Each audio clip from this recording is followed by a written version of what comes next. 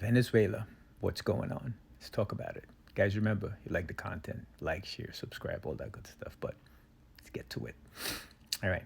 Venezuela have the largest oil reserve, precisely, I think 305 billion barrels, right?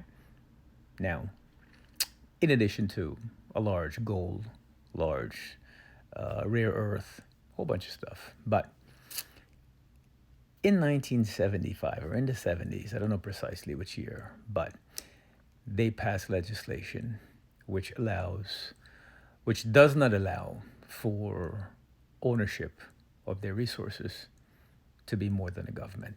So they always have to have a controlling stake, which is a good thing for a country to do. Now, there's a whole bunch of disputes you see here about who took what from whom and all this stuff. But what happened uh, subsequent to Chavez taking over, that uprising to take back control and to remove all the foreign oil companies, uh, that actually, plus all the sanctions, suppressed the 3 million barrels a day to what you're seeing right now. Now, what's going to happen given what the United States just did in, I don't know how you want to describe it, but the leader being in New York facing criminal trial?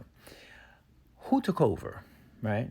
His vice president is well known, all right? She's been a part of Chavez's government. She is in the movement. She has family members who are entrenched, but she doesn't have the sphere of influence that Maduro had.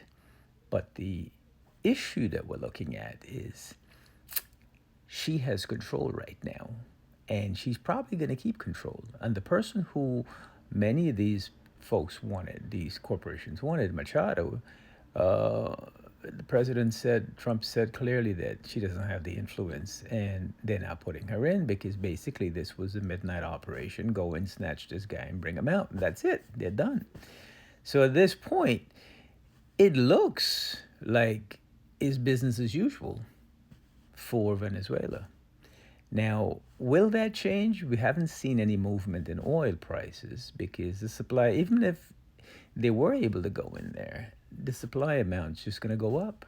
And the demand is going to go, I mean, there isn't that much. The demand is not there, utilization is down, and now you're going to flood it with more supply, so the price is going to get compressed even more. So that's where you are. If you're thinking about what's going to happen here and is ExxonMobil going to profit and all these people, I don't see how. I mean, they're going to have to go in and invest a ton of money. I think it's going to cost them over $100 billion to get everything back up to where it was. And they could take that money and they could buy another business and probably make an equal amount of money, if not more. Or they could use that money, less than that money, to invest. So that's a shareholder issue. That's a whole different scenario. But what is being put forward as this big, shift in what happened with the recent actions is probably not going to amount to much. And this is just my opinion. But let's wait and see. It might be just a distraction. Let's wait and see how this plays out. But that's all I got for you folks. I'm going to keep looking at it and look at the price of oil as your guidance. All right. Stay well, stay blessed. Bye bye.